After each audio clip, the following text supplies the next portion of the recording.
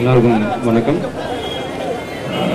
இலங்கை தமிழர்களுக்கும் ராமேஸ்வரத்தை சேர்ந்த மீனவர்களுக்கும் நம்முடைய தமிழக முதலமைச்சர் அம்மா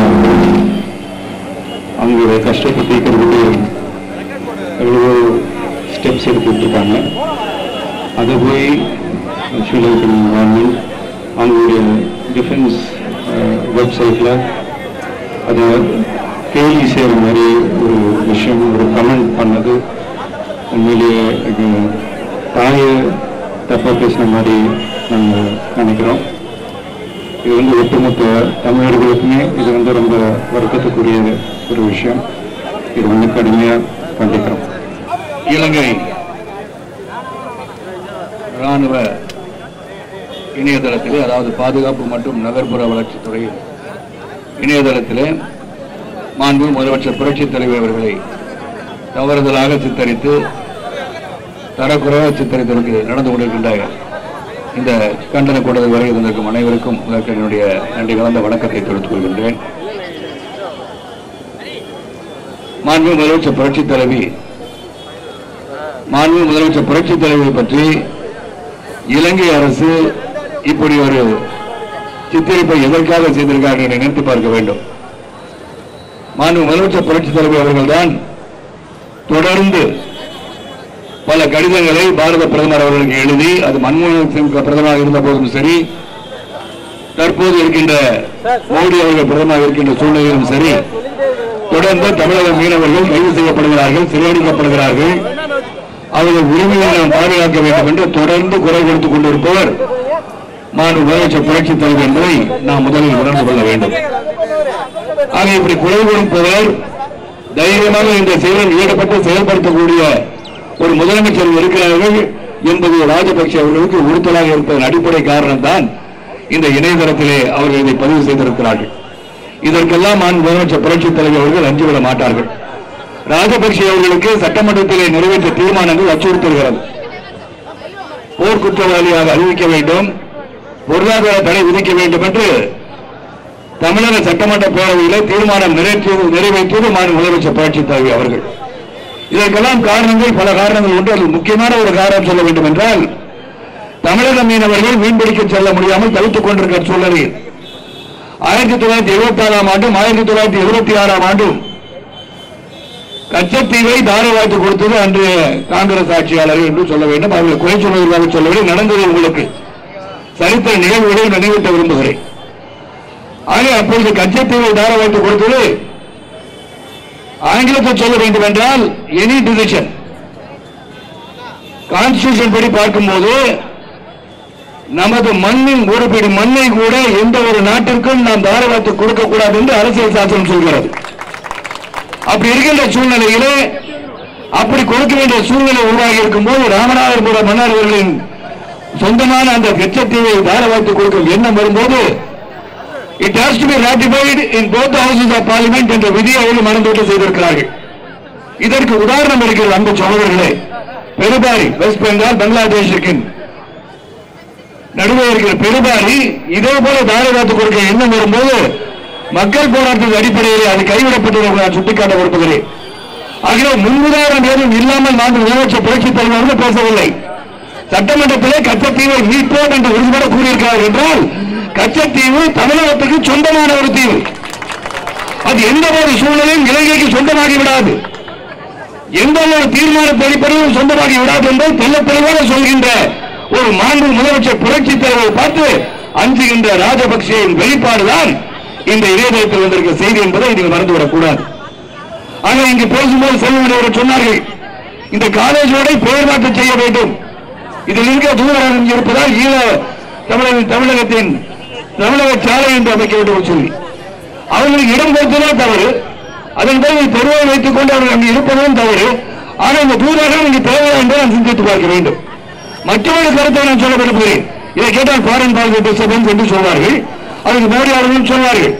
ஆனால் மத்திய அரசு மாண்பு முதலமைச்சர் புரட்சித் தலைவர்கள் 41 முறை கடிதம் எழுதியும் மத்திய அரசு செவிசாய்க்கவில்லை என்றுதான் சொல்ல வேண்டும். காரணம், இதை சுட்டிக்காட்டியிருப்பவர்கள் யார்? மாண்பு முதலமைச்சர் புரட்சித் தலைவர்களும் நமது பாரத பிரதமர் மோடி அவர்களை பற்றி சித்தரிக்கப்பட்ட அந்த இணையதளத்தில் மத்திய அரசு இன்றும் இதுவரை எந்த ஒரு நடவடிக்கை எடுக்கவில்லை என்பது தெல்ல தெளிவாக தெரிகிறது. இது கண்டனத்துக்குரியது. காரணம் 7 கோடி மக்கள் 7.5 கோடி மக்கள் அடங்கிய தமிழகத்திலே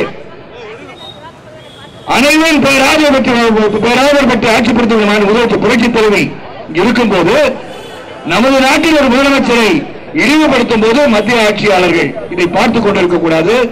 மோடி அவர்கள் நேபாளில் திரும்பியவுடன் உடனடியாக கடுமையான எச்சரிக்கை விட வேண்டும். ராஜபக்சே எச்சரிக்கை விட வேண்டும். அவர்கள் காரணம் என்ன? கச்சத்தீவு பறிபோய்விடும். முள்ளிவாய்க்காலில் படுகொலை செய்த கோழைகள் அல்லவா அவர்கள். ஆகவே அவர்களுக்கு என்ன பயம் வந்திருக்கிறதோ, இந்தியா நமக்கு ராணுவ படைவீரர்களை கொடுக்க மாட்டார்கள், எந்த உதவியும் செய்ய மாட்டார்கள். இதற்கெல்லாம் தடையாக இருப்பது நான் முதலமைச்சர் புரட்சி தலைவர் இந்த ஐயம் வந்துவிட்டதால், அச்சம் வந்துவிட்டதால் அவர்கள் செயல்பாடு இருக்கிறது. அன்பு சகோதரர்களே, இதற்கு ஒரே காரணம் நாம் கச்சத்தீவை மீட்க வேண்டும். நான் முதலமைச்சர் புரட்சி தலைவர் தீர்மானத்தின்படி கச்சத்தீவை மீட்பது நமது கடமையாக இருக்கும். அதில் தொடர் போராட்டம் நடத்தினாலும் அது சரியாக இருக்கும். ஆகவேதான் தமிழக மீனவர்கள் ஒவ்வொரு முறை கடலுக்கு செல்லும் போது, மீன்பிடி செல்லும் போதும் கைது செய்யப்படுகிறார்கள், துன்புறுத்தப்படுகிறார்கள். ஆக இந்த இணையதளத்திற்கு கடுமையான வன்மையான கண்டிப்பை கலை குடும்பத்தின் சார்பாக சொல்லிக்கொண்டு மாண்பு முதலமைச்சர் அவர்கள் எழுதிய கடிதத்தை செவிசாய்த்து பாரத பிரதமர்கள் உடனே இந்தியா திரும்பியவுடன் கடுமையான எச்சரிக்கை இலங்கை அரசுக்கு நீங்கள் அறிவிக்க வேண்டும் என்று கேட்டுக்கொண்டு சிறப்பான இந்த கூட்டத்தில் கண்டன கொடுத்து ஒட்டுமொத்த அனைவரும் கலந்து கொடுத்து மகிழ்ச்சி அடைந்து விடைபெறுகின்றேன். நன்றி, வணக்கம். நியூஸ் சேனல்ல பார்த்தா தெரியாத விஷயங்கள், பேப்பர்ல பார்த்தா தெரியாத விஷயங்கள்லாம் இந்த ஆர்கே செல்லுமணி சார், சீமான் அவர்களும் சிவகுமார் சாரும் நிறைய விஷயங்கள் சொன்னாங்க. குடும்பவியெல்லாம் இருக்கிறத விட இந்த விஷயங்களை கேட்டால் எல்லாருக்குமே உள்ளுக்குள்ள கொதிப்பு தான் இருக்கும். குடும்பாவி எதுக்கு வைக்கணும்? அந்த பாவிகளை அழிக்க புலிகள் பிறந்தது, அதெல்லாம் அழிஞ்சிருச்சு நினைச்சிட்டு இருக்காங்க. இல்லை, அதெல்லாம் புலிகள்லாம் இப்ப சிங்கங்களா மாறும் காலம் மாறிக்கொண்டிருக்கிறது. தமிழ்நாட்டு சிங்கங்களாக. விநாயகத்தில் கலந்து கொண்ட அனைவருக்கும் நன்றி. பொதுவாக எந்த ஒரு குடும்பத்திலையுமே அண்ணன் தம்பிக்குள்ள அக்கா தங்கச்சிக்குள்ள சண்டை சச்சரவு வர்றது சகஜம். அப்படி வரும்போது அந்த மனஸ்தாபங்களை தாய் தந்தை ஸ்தானத்தில் இருக்கிற பெற்றோர்கள் தான் தீர்த்து வைக்கணும். அதே நேரத்தில் அந்த குடும்பத்தில் இல்லாம 3வது ஒரு மனுஷன் மூலமா ஏதாவது ஒரு பிரச்சனை வந்தது அப்படின்னு சொன்னோம்னா இந்த கருத்து வேறுபாடு உள்ள அண்ணன் தம்பிகளே, மனஸ்தாபம் உள்ளவங்களே இவங்களே ஒண்ணு சேர்த்துக்குவாங்க. எங்க பிரச்சனை ஆயிருக்கு, நீ எப்படி அதில் உள்ள வரலாம் அப்படின்னு சொல்லிட்டு ஒண்ணுக்கு ஒண்ணு பந்த பாசம்ன்றது அதுதான். அந்த மாதிரி இன்னைக்கு மரியாதைக்குரிய தமிழக முதல்வர் அம்மா அவர்களுக்கு எத்தனையோ மனஸ்தாபங்கள் எதிரிகள் இருக்கிறாங்க, கருத்து வேறுபாடுகள் இருக்கலாம். ஆனா அதெல்லாம் மறந்துட்டு எல்லாருமே இந்த பிரச்சனைகளை ஒத்துமையா போராடிட்டு வந்துருக்கோம். அந்த மாதிரி ஒரு சூழ்நிலையில அந்த தாய் தந்தை ஸ்தானத்தில் இருந்து வேண்டிய மத்திய அரசு பேசாம மௌனம் ஜாதிக்கிறதுங்கிறது ரொம்ப வேடிக்கையாகவும் ரொம்ப வருத்தத்துக்குரிய விஷயம். அவர் ஏன்டா கலந்துக்கல அப்படின்னு சொன்னோம்னா அவருடைய பாலிசி, மோடி அவருடைய பாலிசி வேற மாதிரி இருக்கு. அவருடைய லட்சியம் அமெரிக்க அமெரிக்க ஏகாதிபத்தியத்துக்கும் அமெரிக்க ஆதிக்கத்துக்கும் எதிராக ஆசிய நாடுகளை எல்லாம் ஒன்று சேர்க்கணும் அப்படிங்கிறது அவருடைய கொள்கையா இருக்கு. அதுல சீனா இருக்கு, ரஷ்யா இருக்கு, இலங்கை இருக்கு. அதனால அதுக்கு எதிர்ப்பா பேச மாட்டேன் அப்படிங்கிறாரு. அது சொல்லும் போது நம்ம ஊர் பழமொழி ஒண்ணு ஞாபகம் வருது. கூரை ஏறி கோழி பிடிக்காதவன் வானை ஏறி வைகுண்ட போறேன்னு சொன்னானா. இங்க தமிழ்நாட்டில் நம்ம இந்தியாவுக்குள்ள தமிழகத்துல அதுலயும் எல்லாத்தை விட மோடிகளை வீசும் போது மோடிகளை தாண்டி ஒரு அளவு வீசி வந்தவங்க மரியாதைக்குரிய ஜெயலலிதா அம்மா அவர்கள். இங்க தமிழ்நாட்டு புதல்வரையும் தமிழ்நாட்டுக்கு இருக்கிற பிரச்சனைகளையும் தீர்க்க முடியாதவர் இவர் ஆசிய நாடுகளை பூரா ஒன்று சேர்க்கணும் அப்படின்னு சொல்றதுங்கிறது இது சாத்தியமாகிறது தெரியல.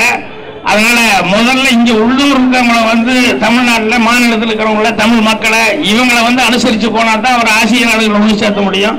அதனால இது இலங்கை தூதரகத்துக்கு எதிர்ப்பான நம்மளுடைய போராட்டமா இருந்தா கூட இது மெயினா மத்திய அரசு இதை கவனிக்கணும். மத்திய அரசு தான் முதல்ல குரல் கொடுத்திருக்கணும். ஏன்னா அவங்களே தப்புன்னு சொல்லி ஒத்துக்கிட்டு அவங்களே மன்னிப்பு கேட்டு அவங்களே வாபஸ் வாங்கிக்கணும்னு சொன்னதுக்கு அப்புறம் கூட நம்மால் வாயை மூடிட்டு இருக்கிறது அப்படிங்கிறது ரொம்ப ரொம்ப அநாகரிகமானது. அதனால மோடி அவர்களுக்கு யாராவது சொல்லுங்க, அந்த கூரை ஏறி கோழி பிடிக்க முடியாதான், வானை ஏறி வைகுண்ட போக முடியாதுன்னு. அதனால உள்ளூர் பிரச்சனையை முதல்ல அவர் கவனிக்கணும்னு சொல்லி கேட்டுக்கிறேன். போராட்டத்தில் கலந்து எல்லாத்துக்கும் என்னுடைய வாழ்த்துக்களை தெரிவிச்சுக்கிறேன். இந்த செயல் சிங்களர்களுக்கு புதுவல்ல. இதற்கு முன்பு ஐநா மனித உரிமை ஆணையத்தினுடைய செயலாளர் பெருமதிப்பிற்குரிய அம்மையார் நவநீதம் பிள்ளை அவர்கள் இலங்கைக்கு, குறிப்பாக தமிழ் மண்ணில் நமது இன உறவுகள் அழித்து ஒழிக்கப்பட்டதை பார்வையிட சென்றபோது இலங்கையினுடைய அமைச்சர் ஒருவர் நவநீதம் பிள்ளை தேனிலவு பயணம் செய்வதாக இருந்தால் என்னை திருமணம் செய்து கொள்ளட்டும், நான் இலங்கையை சுற்றி காட்டுகிறேன் என்று ஒரு தரங்கத்தனமாக விமர்சித்திருந்தார். அதற்கும் தமிழர்கள் நாம் தான் கொந்தளித்து போராடினமே ஒழிய இந்திய பேரரசோ உலக நாடுகளோ ஒருவரும் அதை கண்டிக்கிறார். அதன் தொடர்ச்சியாகத்தான் இப்போது நமது மாண்புமிகு தமிழக முதல்வர் அவர்களை அவர்கள் ஏற்பாக கொச்சைப்படுத்தி விமர்சித்திருப்பதை நாம் பார்க்கிறோம். கடிதம் எழுதிய தமிழக முதல்வர் அவர்கள் மதிப்பிற்குரிய பிரதமர் அவர்களின் நலம் கேட்டு எழுதல. நீங்க எப்படி இருக்கிறீங்க, நல்லா இருக்கீங்களான்னு கடிதம் எழுதல. தொடர்ச்சியாக இலங்கை கடற்படை ராணுவத்தால் சிறைபிடிக்கப்படுகிற நமது மீனவர்களை காப்பாற்றுவதற்கு, மீட்பதற்கு அந்த செயலை இந்திய அரசு தலையிட்டு தடுக்க வேண்டும் என்று வலியுறுத்தி சிறையிலே வாடுகிற நமது இன உறவுகள், மீனவ சொந்தங்களை மீட்க வலியுறுத்தித்தான் தொடர்ச்சியாக கடிதங்கள் எழுதுகிறார்கள். அதோடு கச்சத்தீவு அதை மீட்பதற்காகவும் சர்வதேச கடல் எல்லையை தீர்மானிக்கிற போது கச்சத்தீவு யாருக்கு என்பதை முடிவு செய்துவிட்டுத்தான் கடல் எல்லையை தீர்மானிக்க வேண்டும். கச்சத்தீவு சிங்களவர்களுக்கு, இலங்கைக்கு சொந்தம் என்று வைத்துக் கொண்டு கடல் எல்லையை தீர்மானித்தால் சிங்களர்களின் கடற்பரப்பு அதிகமாக இருக்கும். இல்லை இல்லை, கச்சத்தீவு இந்தியாவுக்குத்தான் சொந்தம் என்று முடிவெடுத்து தீர்மானித்தால் கடல் எல்லை இந்தியாவிற்கு அதிகமாக இருக்கும். எனவே கச்சத்தீவை யாருக்கு என்பதை முடிவு செய்யாமல் நீங்கள் கடல் எல்லையை தீர்மானிக்க கூடாது என்று வலியுறுத்தி கடிதம் எழுதினார்கள். பிறகு பலமுறை தமிழக மக்களின் உரிமைக்காக ஏற்கனவே காங்கிரஸ் அரசு 5 லிட்டர் மண்ணெண்ணெய் கொடுத்துக் கொண்டிருந்ததை நான் முதல்வராக பொறுப்பேற்ற பிறகு 3 லிட்டராக 2 லிட்டர் மண்ணெண்ணெயை குறைத்து 3 லிட்டராக ஆக்கிவிட்டது. இதை பொது விநியோக முறையில் தமிழ் மக்களுக்கு கொடுக்க முடியாது, என்னால் பற்றாக்குறை இருக்கிறது. எனவே புதிதாக நடந்திருக்கிற பாரதிய ஜனதாவினுடைய அரசு, நரேந்திர மோடியின் அரசு அதை கூட்டி 5 லிட்டராக கொடுக்க வேண்டும் என்று வலியுறுத்தி கடிதம் எழுதினார்கள். இப்படி பல முறை இந்த மண்ணின் மக்களின் உரிமைக்காக கடிதம் எழுதியதை கொச்சைப்படுத்தி விமர்சித்திருப்பது மிகவும் கண்டிக்கத்தக்கது. இதை தமிழ் மக்கள் உணர்வெழுச்சியோடு போராடியதாலே இலங்கை அரசு பணிந்து உடனடியாக அந்த கட்டுரையை திரும்ப பெற்று அதுக்கு பொது மன்னிப்பு பகிரங்கமாக நிபந்தனையற்று மன்னிப்பு கேட்கிறதை ஒழிய இந்திய அரசு இதில் எந்த கண்டனத்தையும் தெரிவிக்கல. இதை நாம நுட்பமா பார்க்கணும். இந்திய அரசு இந்தியாவின் மிக உயர்ந்த இடத்தில் இருக்கக்கூடிய புகழ்பெற்ற ஒரு தலைவரை, 8 கோடி தமிழ் மக்களின் பிரதிநிதித்துவத்தை பெற்று அந்த நாட்டை ஆட்சி செய்து கொண்டிருக்கிற ஒரு முதல்வரை இவ்வளவு இழிவாக நீ ஏன் எழுதினாய் என்று ஒரு வார்த்தை கூட தெரிவிக்கல. அப்ப இந்த நிலையில் எனவே இந்திய அரசு இலங்கை ராணுவம், இலங்கை அரசு நடத்தக்கூடிய ராணுவ கருத்தரங்கிற்கு இந்திய ராணுவ தளபதிகள் பங்கேற்பார்கள். குறிப்பாக ஐயா சுப்பிரமணிய சாமி போன்றவர்கள் பங்கேற்பார்கள் என்ற செய்தி வந்திருக்கிறது. இலங்கை ராணுவம் 8 கோடி தமிழ் மக்களினுடைய தலைவராக, 8 கோடி தமிழ் மக்களின் வாழ்கிற தமிழ்நாட்டின் முதல்வராக இருக்கிற, இந்தியாவின் மிகப்பெரிய தலைவர்களில் ஒருவராக இருக்கிற தமிழக முதல்வர் அவர்களை விமர்சித்து எழுதிய அந்த ராணுவ நடத்துகிற கருத்தரங்கிற்கு இந்திய ராணுவ தளபதிகள் பங்கேற்க கூடாது. இந்திய நாட்டின் தலைவர்கள் யாரும் இந்த ராணுவ கருத்தரங்கில் பங்கேற்க கூடாது. அதற்கு காரணம், நீ இந்த நாட்டின் மிகப்பெரிய தலைவரை இழிவாக எழுதினாய், விமர்சித்தாய், அதற்காகவே நாங்கள் அந்த ராணுவ கருத்தரங்கில் பங்கேற்கவில்லை என்ற கருத்தை இந்திய அரசு முன்வைக்க வேண்டும் என்பதுதான் என்னுடைய கோரிக்கை. இந்த செயலை இலங்கை அரசு தொடர்மையானால் எங்களுடைய போராட்டமும் தொடரும். எனது அன்பிற்குரிய சொந்தங்கள் ஒன்றை சிந்தித்து பார்க்க வேண்டும்.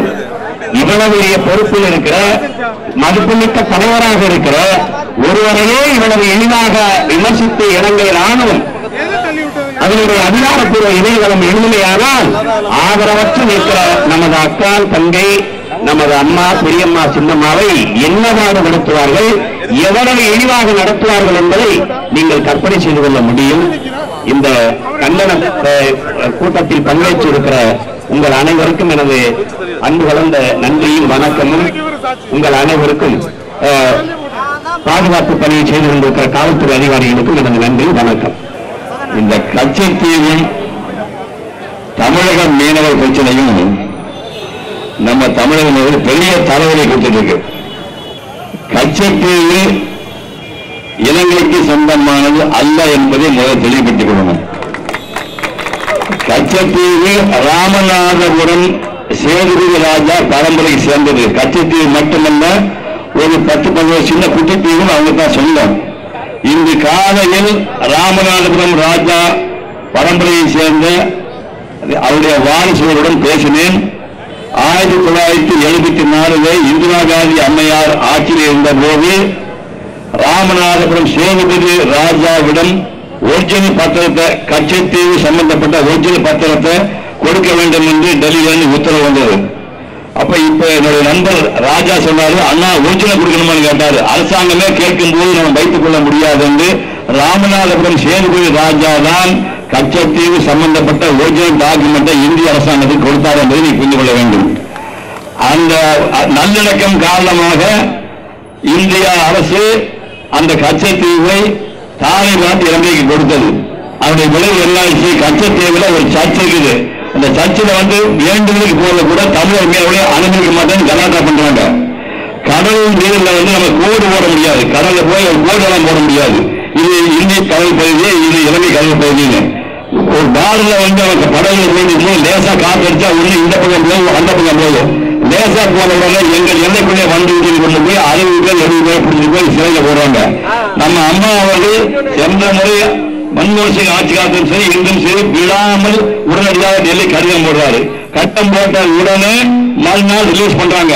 அந்த 2 நாள் கழிச்சு மீண்டும் 10 பேர் 15 பேர் திரும்ப அரசு பண்ணிக்கிட்டே உள்ள வச்சுக்கிறாங்க. இது தொடர்கதையாக போய் கொண்டிருக்கிறது. கோத்தபய ராஜபக்தே அரசனுடைய ஒரு பாதுகாப்பு செயலாளர் அவர் கண்காணிப்பில் உள்ள இணையதளத்திலே இந்த மீனவ பிரச்சனைக்காகவும் அவர் வாழ்வாதாரத்துக்காகவும் போராடுகின்ற நம்முடைய அம்மாவை பற்றியும்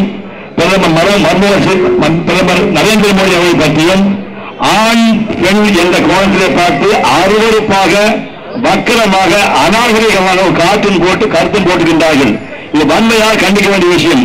பாராளுமன்றத்திலே நம்முடைய எம்பிகள் அத்தனை பேரும் கண்டித்திருக்கிறார்கள். உலக வரலாற்றிலே முதல் முறையாக தமிழ்நாட்டில் அனைத்து அரசியல் தலைவர்களும் ஒன்றாக சேர்ந்து கண்டன குரல் எழுப்பியிருக்கிறார்கள். அனைத்து தலைவர்களும் யாருமே அத்தனை பேரும் சேர்ந்து குரல் எழுப்பியிருக்கிறார்கள். இந்த அவமானத்திற்கு, இந்த அசிங்கமான காரியத்திற்கு ராஜபக்சேவும் கோத்தபய ராஜபக்சேவும் பகிரங்கமாக நிபந்தனை மன்னிப்பை பிரதமர் நரேந்திர மோடி அவர்களிடம் நம்முடைய அம்மாவை கேட்க வேண்டும் என்று இந்த கண்டத்தை தெரிவித்துக் கொள்கின்றேன். நன்றி, வணக்கம். எத்தனையோ பெண் தலைவர்கள் இருந்திருக்காங்க, மரியாதைக்குரிய பெண்மொழிகள் இருந்திருக்காங்க. இப்ப உதாரணத்துக்கு அன்னை இந்திரா அப்படின்னு தான் நம்ம சொல்றோம். அன்னை இந்திரா, மதர் தெரசா, அன்னை சோனியா அப்படின்னு தான் சொல்றோம். ஆனா அம்மான்னு சொன்னாங்க புரட்சித் தலைவி அம்மா அவர்களை தான் குறிக்கு. அந்த அளவு தமிழ்நாட்டில் வசிக்கும் தமிழர்களின் இதயங்களில் மட்டுமல்ல, உலகம் பூரா வசிக்கின்ற 12 கோடி தமிழர்களின் தாயாகத்தான் அம்மா விளங்குகிறார்கள். அவர்களை கொச்சைப்படுத்திய இலங்கை பாதுகாப்பு துறையினுடைய அந்த இணையதளத்தை கண்டித்தும் ஒட்டுமொத்த இலங்கை அரசை கண்டித்தும் இந்த ஆர்ப்பாட்டம் நடந்து கொண்டிருக்கிறது. இந்த ஒட்டுமொத்த கண்டனத்தை தயவு செய்து இந்த ஒரு விஷயத்தை போட்டு எதிர்காலத்திலும் நிச்சயமாக தமிழ்நாடு ஒன்று சேர்ந்து நாங்கள் போராடலாம் என்று உறுதி எடுத்துக் கொண்டு இந்த வாய்ப்பளித்துக்காக நன்றி தெரிவிக்கிறது. தாய்மையின் உன்னதம் அறியா தருக்கர்கள், மனித பண்பு மருந்துக்கும் இல்லா மனையர்கள், குடிது குடித்தே கொளுத்த காட்டேரிகள், பௌத்தத்தின் பெருமையை படுகொழியில் தள்ளிய பாதகர்கள், ஆட்சி நடத்துகிறோம் என்றும் பேரில் சிங்களத்தில் இலங்கையில் அக்கிரமம் புரிந்து வரும் அரக்கர்கள் கூட்டம். உலக தமிழகத்தின் ஒப்பற்ற தலைவராம் நம் சிங்கநிகர் தாயின் மீது இணையதளத்தின் மூலம் சேறு பூச நினைத்து இப்பொழுது உலகமே காரி துப்பியதாலும், உலக தமிழகமே கொதித்தெழுந்ததாலும் இவ்வையகத்தின் இணையற்ற ஜனநாயக குடியரசான இந்திய தேசத்தின் கடுமையான கண்டனக்கரைகள் பாய்ந்ததாலும் தன் கையாலேயே கொல்லியை எடுத்து தலையை சொரிந்தவன் கதையாக துடிதுடித்து அலறிய வண்ணம் அந்த துஷ்டர் கூட்டம் நிபந்தனையற்ற மன்னிப்பு கேட்டிருக்கிறது. ஒரு நாடு என்பதற்கான இலக்கணமே இல்லாமல் ரவுடித்தனம் புரிந்து தன் நாட்டு மக்கள் மீது கொத்து குண்டுகள் வீசி கொலைகளை செய்து வந்த ரத்தவெறி பிடித்த பித்தர்களுக்கு எங்கே தங்களுக்கு தந்த கச்சத்தீவு கைவிட்டு போய்விடுமோ என்ற அச்சம் பிறந்ததாலும் போர்க்குற்ற விசாரிப்பு பொருளாதார தடையும் இலங்கைக்கு எதிராக கொண்டு வருவதில் நம் சிங்கதிக தாய் காட்டி வரும் முனைப்பும் முன்னெடுப்பும் இலங்கையின் இனப்படுகொலையாளருக்கு இன்னல் உருவாக்குகிறது என்பதாலும் ராஜபக்சே அரக்கனின் ரத்த வெறி கூட்டம் இப்படி பித்து பிடித்தவர்களாகி சித்தம் கலங்கி வலைதளங்களில் இணையதளங்களில் வக்கரத்தை வாங்கி எடுத்து விடுகிறது. ஆனாலும் தேன்கூட்டில் கைவிட்ட கதையாக கோடி சிங்கத்தின் தைரியம் குடியிருக்கும் நம் வீர திருமகளின் அம்மாவின் குன்றா புகழுக்கு குண்டகம் விளைவிக்க முயன்று மூக்கறுபட்டு நிற்கும் கோத்தமய கூட்டம் இனியாவது நம்ப கம்பீர தாயின் சக்தியை உணர்ந்து கொண்டு திருந்துவதே உத்தமம். தேசத்தின் மூன்றாம் பெரும் கூட்ட இயக்கத்தை வழிநடத்தும் முத்தமிழின் அடையாளத்தை ரத்த வெறிபிடி கூட்டம் இழிவு செய்வதோ என்ற வெகுண்டெழுந்து அரசியல் மாற்றங்கள் கடந்து சாதி மத பேதங்கள் துறந்து நம் அம்மா எனும் மூன்றெழுத்து மந்திரத்தின் மீது களங்கம் பூச நினைத்த சிங்கள இனவாத கும்பலை தங்கள் கண்டன கணையாலும் கடிமான எச்சரி விடுப்பாலும் இந்திய இறையாண்மைக்கு உறுதுணையாக நிற்கும் அம்மாவின் பின்னே அணிவகுத்து நிற்பது உலகெங்கும் வாழும் 10 கோடி தமிழினத்தின் தமிழன் என்பதை உறக்க ஒழித்து அந்த ஒழுக்கர் கூட்டத்திற்கு உணர்த்தியமைக்கு 10 கோடி மக்கள் கூட்டம் உளமாற நன்றி உரைக்கிறது. அம்மாவை பழித்தவனை ஆண்டவனே தடுத்தால் விடமாட்டோம் என்று எரிமலையால் வெடித்து கிளம்பிய எதிர்ப்பலையை கண்டு கோவை சிங்கள கூட்டம் குறை நடுங்கி மன்னிப்பு கேட்டு மந்தியிருப்பது நம் புரட்சி தலைவி மாதரசியின் சக்தி மகா சக்தி என்பதை உலகத்திற்கே உணர்த்திருக்கிறது என்ற உண்மை என்று சொல்லி நாம் அனைவரும் ஒன்றுபடுவோம், ஆர்ப்பரிப்போம், சிங்கள இனவாதத்தை ஒழித்து கட்டுவோம் என்று கூறி நன்றி கூற அமைகிறேன். இந்த இணையதளத்தில் வந்தத அவர் ராஜபக்ஷ அவருக்கே தெரியாதுங்கிறார். வேடிக்கை இல்ல. அதனால தமிழகத்தில் இருக்கிற அத்தனை பேரையும் இழிச்சவாயன்னு நினைக்கிறாங்க. அது திரையுலகம் திரண்டு நிற்கிறது. எதுவா இருந்தாலும் எந்த ஒரு காரியத்திலும் திரையுலகம் ஒன்றாகத்தான் நிற்கும். இன்றும் ஒன்றாக நிற்கிறோம். ஏன் தமிழக முதல்வர் அவரை யாராவது பழித்தால் அது அனைவரையும் நம்ம பழித்ததற்கு சமம். அதனால நம்ம எல்லாரும் ஒன்றா நிற்கிறோம். எதுவா இருந்தாலும் பார்ப்போம். இலங்கை அரசு மன்னிப்பு கேட்க வேண்டும். பொய்யும் ராஜபக்சேவும் இணை பிறந்து வேண்டும். அவங்க 2 பேரும் இரட்டை சகோதரர்கள். பொய் முன்னாடி போனது அப்பதான் ராஜபக்சே பின்னாடி போனார். அவர் 4 பேர் இல்ல, இந்த பொய்யோடு சேர்த்து 5 பேர். இது சாதாரண விஷயம் இல்ல. இலங்கை அரசாங்கம் நமது தமிழக முதல்வரை அவமானப்படுத்தியது, ஏதோ ஒரு தமிழக முதல்வரை அவமானப்படுத்தியது என்று இந்திய அரசு எடுத்துக்கொள்ளக் கூடாது. ஏனென்றால் இறையாண்மை பேசுகின்ற இந்திய அரசு தனது தேசத்தின் ஒரு முக்கிய தலைவரை இழிவுபடுத்தும் போது அதை சாதாரணமாக எடுத்துக்கொள்ளக் கூடாது. அமெரிக்காவில் ஒரு தூதரகத்தை துணை தூதரகத்தில் வேலை செஞ்ச தேவையான ஒரு பெண், அவங்கள அமெரிக்க அரசாங்கம் இழிவு பண்ணதுக்கு என்ன பண்ணாங்க? ஏறக்குறைய அதனுடைய ராஜ்ய உறவைய கட் பண்ற அளவுக்கு இந்திய அரசாங்கம் கடுமையான நடவடிக்கை எடுத்தாங்க. முன்பாக ஆச்சரியப்படுறதுக்கு அளவுக்கு கடுமையாக நடந்துட்டாங்க. யாரு? ஒரு தூதரகத்தோட துணை அதிகாரி. ஆனா தமிழக முதல்வரை ஆபாசமாக சித்தரித்த இலங்கை அரசின் மீது எந்த நடவடிக்கையும் இந்திய அரசாங்கம் எடுக்கவில்லை. இந்திய அரசாங்கத்துக்கு கூட நாங்கள் ஒரு கோரிக்கையாக வைக்கின்றோம். தமிழக முதல்வர் தமிழகத்தின் தாய் மட்டுமல்ல, இந்திய தேசத்தின் தலைவர்கள் ஒருவர் இந்திய தேசத்தின் தலைவர்களை அவமானப்படுத்திய இலங்கை மீது அனைத்து உறவுகளையும் தடை செய்ய வேண்டும். இலங்கை பொருளாதார தடை முதற்கொண்டு ராணுவ தடை முதற்கொண்டு அனைத்து தடைகளையும் ஏற்படுத்த வேண்டும். அதற்கான ஆரம்பமாக நாம் ஏற்றுக்கொள்ள வேண்டும் என்று நான் உங்களை பணிவோடு கேட்டுக்கொள்கின்றேன். கண்டிக்கும் இந்த போராட்டம் தமிழக தமிழ் திரைப்பட தயாரிப்பாளர் சங்கத்தின் சார்பாக வன்மையாக நாங்கள் கண்டிக்கிறோம். தமிழக முதல்வர்களை கண்டித்த இந்த செயல் நம்முடைய ஒவ்வொரு தாயையும் கண்டித்தது போல நாங்கள் உணர்கிறோம்.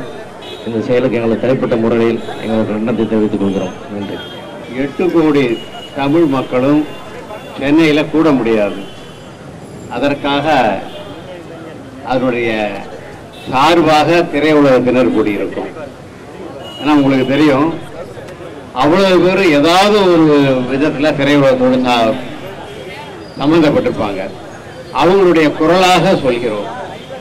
ராஜபக்ஷ அவர்களே, நீங்கள் செய்தது உடனே மறுநாளே தமிழ்நாட்டுடைய எழுச்சியை பார்த்து வாபஸ் வாங்கிட்டீங்க. நீங்க ஏதோ அம்மாவோட விளையாடி பார்க்கலாம்னுட்டு ஒரு அசட்டு தைரியத்தில் பண்ணிட்டீங்க. உடனே அதை உணர்ந்து அதை இணையதளத்திலிருந்து எடுத்துட்டீங்க. அது பத்தாது. நீங்கள் உணர்ச்சி பூர்வமாக பொது மன்னிப்பு கேட்க வேண்டும். எக்காரணம் கொண்டும் தமிழ்நாட்டை சீண்ட மாட்டேன் என்று உறுதிமொழி கொடுக்க வேண்டும். மத்திய அரசுக்கு ரொம்ப அழகாக சொன்னார் சீமான் அவர்கள். மத்திய அரசு இன்னும் பெற்றா ரியாக்ட் பண்ணணுங்கிறத சொன்னார். மத்திய அரசு இதோட ரியாக்ட் பண்ணலை சரியா. மோடி ஊர்ல இல்லையா, அதனால என்னன்னு தெரியல. அவங்க நிச்சயமாக இதை விட வன்மையாக, அதாவது தூதரக உறவுகளையே முறிப்போம் என்ற அளவுக்கு கடுமையான நடவடிக்கை எடுக்க வேண்டும். அப்போதான் அவங்க அதோட சீரியஸ்னஸ் புரியும்.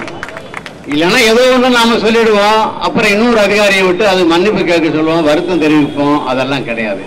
அதெல்லாம் இங்கு நடக்காது என்பதை சொல்லி தேவையான இந்த தூதரகத்தை மூட வேண்டும் என்று வற்புறுத்தி உங்கள் அனைவருக்கும் நன்றியை பாராட்டி விடைபெறுகிறேன். வாழ்க வளர்க்க. சிங்களத்தில் இருக்கக்கூடிய அரசியல் தலைவர்கள் அன்மெச்சூர்டா, சிறுபுள்ளத்தனமா எதையோ பேசுறாங்க. இந்தியன் பாலிட்டிஷியன்ஸ் நீங்க எடுத்துக்கிட்டீங்கன்னா எல்லாரும் முதிர்ச்சியோட அவங்க பேசுவாங்க. இதுல பொலிட்டிக்கல் டிஃபரன்ஸ் இருக்கிறது இயற்கை, கொள்கை மாறுபாடு இருக்கிறது இயற்கை. அதை பர்சனலா கன்வெர்ட் பண்ணக்கூடிய அளவுக்கு நீச்ச புக்தி, அதை பர்சனலா கன்வெர்ட் பண்ற நீச்ச புக்தி சிங்கள பாலிட்டிஷியனுக்கு இருக்கு, நமக்கு இல்லை. உலகம் போற்றும் நமக்கு மதிப்புக்கும் மரியாதைக்குரிய அன்பு தெய்வம் தமிழ்தாய் அம்மாவை பற்றி தரைக்குறைவாக எழுதிய காடனை வன்மையாக கண்டித்து நம்ம தமிழ் திரையுலகமே இன்னைக்கு ஒண்ணு கூடி இருக்கு. இது ஒரு நல்ல உதாரணம். தம்பி செல்வமணி சொல்ற மாதிரி இந்த கல்லூரி சாலையை அம்மா பெருமையை வச்சு தமிழின சாலையா மாற்றணும்னு நான் அன்பாக வேண்டுகிறேன். இது வன்மையாக கண்டிக்கிறேன். நன்றி, வணக்கம்.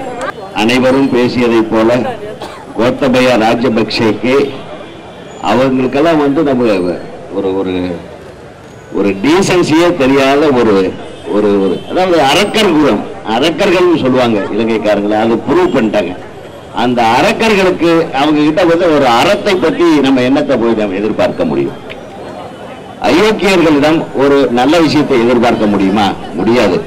தொடர்ந்து தமிழக மீனவர்களை துன்புறுத்தி கொண்டு வருகிற இந்த இலங்கைக்கு அவர்களுடைய அட்டகாசத்திற்கு முற்றுப்புள்ளி வைப்பதற்காகத்தான் மாண்புமிகு புரட்சி தலைவி அம்மா அவர்கள் தொடர்ந்து கடிதங்கள் எழுதி கொண்டிருக்கிறார் பிரதமர் அவர்களுக்கு. இது நாம் தனியாக போராட முடியாது. தமிழ்நாடு இந்தியாவின் ஒரு பகுதி. ஆகவே இந்திய பிரதமராக இருப்பவர் தான் இதற்கு முடிவு எடுக்க வேண்டும். இந்திய அரசாங்கம் தான் இதற்கு முடிவெடுக்க வேண்டும். அதற்காக அத்தனை துயரங்களையும் தாங்கிக் கொண்டு தமிழக மீனவர்களின் துயரங்களை எல்லாம் எடுத்து சொல்லி இந்த துயரங்களை எல்லாம் துடைக்கும் ஒரே அரசு மத்திய அரசு தான். நீங்கள் எங்களுக்கு உதவிகரமாக இருக்க வேண்டும் என்று சொல்லி ஒவ்வொரு கடிதத்திலும் வெளிப்படுத்திக் கொண்டிருக்கிறார்கள். இவன் ஒரு 25 பேரை ரிலீஸ் பண்ணுவான், திருப்பி 50 பேரை பிடிச்சிட்டு போயிடறான். ஒரு 50 போட்டை ரிலீஸ் பண்ணான், திருப்பி 25 போட்டை தூக்கிட்டு போயிடறான். தினம் இவங்க பண்ற கேலி கூத்துக்க அளவே இல்லை. இவர்களுடைய ஆணவத்தை அளிப்பதற்காகத்தான் அம்மா அவர்கள் கடிதம் எழுதி கொண்டிருக்கிறார். இது எங்கே நடந்து விடுமோ என்ற பயத்தில் தான் புரட்சி தலைவி அம்மா அவர்களை கொச்சைப்படுத்தி பாதுகாப்பு துறை, ராணுவத்துறையின் இணையதளத்திலே கோத்தபய ராஜபக்சே சொல்லித்தான் இது நடந்திருக்கும். இல்லைன்னா சான்ஸே கிடையாது. அவமானப்படுத்தும் அளவுக்கு கேலி சித்திரத்தோடு அந்த மாதிரி ஒரு செய்தியை வெளியிட்டிருந்தார்கள். உலகமே இதற்கு எதிர்க்கிறது. இந்த எதிர்ப்பு நமது தமிழ் திரையுலகம் எப்படி கொண்டு போகிறது என்றால், இங்கே இலங்கை தூதரகம் இருக்கக்கூடாது என்பதை நாம் வலியுறுத்தித்தான் இங்கே நாம் போராடி கொண்டிருக்கிறோம். நிச்சயமாக அதே மாதிரி செல்வமணி சொன்னது போல இந்த சாலைக்கு தமிழர்கள் சாலை என்று பெயர் வைக்கணும். அதுல அது மூடிட்டா பேர் வைக்க வேண்டியதில்லை, அவங்கள துரத்திட்டா பேர் வைக்க வேண்டியதில்லை. அப்படி தடுத்த முடியாது அப்படின்னு சொல்லி என்ன மத்திய அரசு முடிவெடுத்ததுன்னா இதுக்கு தமிழர்கள் சாலை என்று பெயர் வைக்க வேண்டும் என்று கூறி நன்றி கூறி விடைபெறுகிறேன். நன்றி, வணக்கம். தமிழ் திரையுலகம் இங்கே கூடியிருக்கு. கடந்த முறை இவ்வளவு பெரிய கூட்டம் தமிழ் திரையுலகம் எது கூட்டினா 7 பேர் விடுதலைக்காக கூட்டணும் இல்லையா? 7 பேரை விடுதலை செய்தே ஆக வேண்டும் என்கிற நம்முடைய நிலைப்பாடும் தமிழக அரசுடைய நிலைப்பாடும் ஒன்றாக இருந்தது. அதுக்கு திரைத்துறையினுடைய முழு ஆதரவு இருந்து அதுக்காக கூடணும். மீண்டும் தமிழக முதல்வர் அவர்களை இழிவுபடுத்தி விட்டார்கள் என்பதற்காக கூடியிருக்கோம். ஒட்டுமொத்த தமிழ் திரையுலகினரும் கூடி நின்று ஒற்றுமையாக ஒரே குரலாக எழுப்புகிறோம். இது வெறும் தமிழக முதல்வரை இழிவுபடுத்தி விட்டார்கள் என்பதற்காக மட்டும்தான் இந்த கூட்டமா, இந்த எதிர்ப்பா? இல்லவே இல்லை. இதுக்கு பின்னாடி எவ்வளவோ பிரச்சனைகள் இருந்துகிட்டே இருக்கு. 2009 இந்த போர் தொடங்கி அதிமுக நிலைப்பாட்டில் மாற்றம் ஏற்பட்டு முதல்வர் அவருடைய நிலைப்பாட்டில் மாற்றம் ஏற்பட்டு இன்று வரை அவர் ஈழத்தமிழருக்கு ஆதரவான நிலைப்பாட்டை தான் எடுத்திருக்கிறாங்க. இதுக்கு அவர் தமிழக முதல்வராகவும் ஆயிட்டாங்க. அதனால இது 7 கோடி மக்கள் தேர்ந்தெடுத்து தமிழக முதல்வராக இருக்கக்கூடிய அவருடைய நிலைப்பாடு என்பதால் எங்களுடைய நிலைப்பாடும் அதேதான். அதனால நாங்கள் அவருக்கு ஆதரவாகத்தான் நிற்போம். ஆட்டை கடிச்சு மாட்டை கடிச்சு கடைசியில மனுஷனை கடிக்குதுன்னு சொல்லுவாங்க பாருங்க, அதான் இன்னைக்கு நடந்திருக்கு. ஆடு மாடுன்னு நான் சொல்றது ஈழத்தமிழர்களை அவர்கள் நன்மைகள் என்ற உரிமையிலிருந்து எத்தனையோ நாள் ஆயிடுச்சு. அங்க கடிச்சாங்க, நம்மளால ஒண்ணும் பண்ண முடியல. கடைசியில இங்க வந்து தமிழக முதல்வரையே கடிக்கிறாங்க. நம்ம பார்த்துட்டு சும்மா இருப்போம்னு நினைக்கிறாங்க. அதுக்கு நாம இடம் கொடுக்க கூடாது. இது என்னன்னா, இது வந்து அவங்க ஒரு பாதுகாப்பு துறையில ஒரு கட்டுரை அதிகாரப்பூர்வமான இணையதளத்துல வெளியிடுறாங்க. அதை பத்தி நமக்கு ஒண்ணுமே தெரியாத, அரசாங்கத்துக்கு தெரியாம ஒரு கட்டுரை வெளியாயிடுமா? அது எங்களுடைய அதிகாரப்பூர்வமான நடைமுறை அல்ல, எங்களுக்கு ஏற்படையதல்ல, எப்படியோ வெளியில வந்துருச்சுன்னு ஒரு மன்னிப்பு போட்டிருக்காங்க. ஆனால் இது எதற்காகனா மெதுவா சீண்டி பாக்குறாங்க. என்ன பண்ணுவாங்க, தமிழக முதல்வரை அங்கங்க ஆட்டை கடிச்சு மாட்டை கடிச்சு மனுஷனை கடிச்சு பார்க்கலாம்.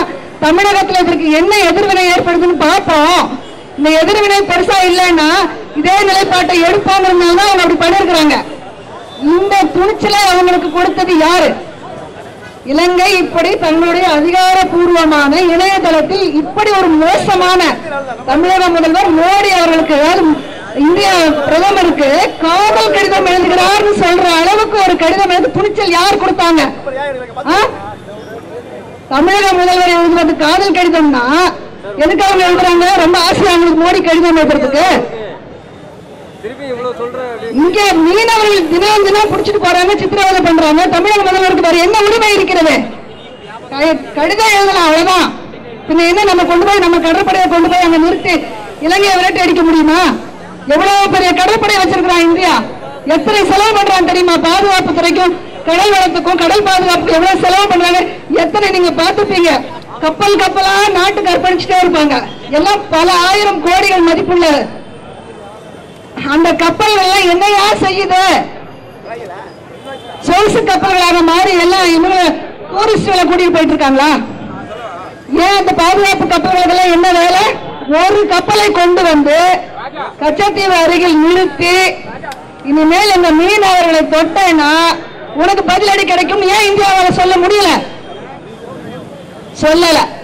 தமிழகத்துக்கு அந்த உரிமை இருக்கா? தமிழகத்திற்கு தன்னுடைய நில வழி, கடல் வழி, வான்வழி இது வழியாக தாக்குதல் நடக்காமல் தடுத்துக் கொள்வதற்கு தமிழகத்திற்கு ஏதாவது உரிமை இருக்கிறதா? எந்த உரிமையும் கிடையாது. தமிழ்நாடு இந்தியாவுக்கு அடிமையான ஒரு நாடு. நாம் எல்லாம் அடிமைகளை ஏற்றுக்கொண்டுதான் ஆகணும். அப்போ தமிழக மக்களுக்கு ஒரு துன்பம் வரும்போது தமிழக முதல்வரால் என்ன செய்ய முடியும்? கடிதம் தான் எழுத முடியும். அதைத்தான் செஞ்சிருக்காங்க. எங்களை காப்பாத்துங்க, இந்த மாதிரி நடந்துருச்சு, மீனவர்களை விடுவீங்கன்னு கடிதம் எழுதுறாங்க. இது வந்து காதல் கடிதமா உங்களுக்கு தெரியுது அப்படின்னு சொன்னா, வெளியுறவுத்துறை அமைச்சராக ஒருத்தவங்க இருக்காங்க, ஒரு அம்மையார், சுஷ்மா ஸ்வராஜின் பேரு. 2010 இங்க இருந்து அவங்க இலங்கைக்கு போறாங்க. எம்பிக்கள் குழுக்களை சேர்ந்து போறாங்க.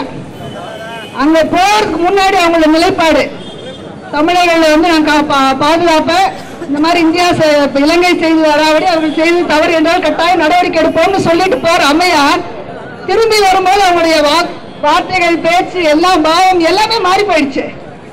எப்படி மாறி போச்சு? திருப்பி அப்படியே எல்லாமே இலங்கைக்கு சாதகமாக மாறி போச்சு. அப்போ சுஷ்மா ஸ்வராஜுக்கும் ராஜபக்சேக்களுக்கும் என்ன தொடர்பு நாம கேட்போமா? சிங்களவட உனக்கு தெரியவில்லை நாகரீகம், தமிழர்களின் நாகரீகம் தெரியாத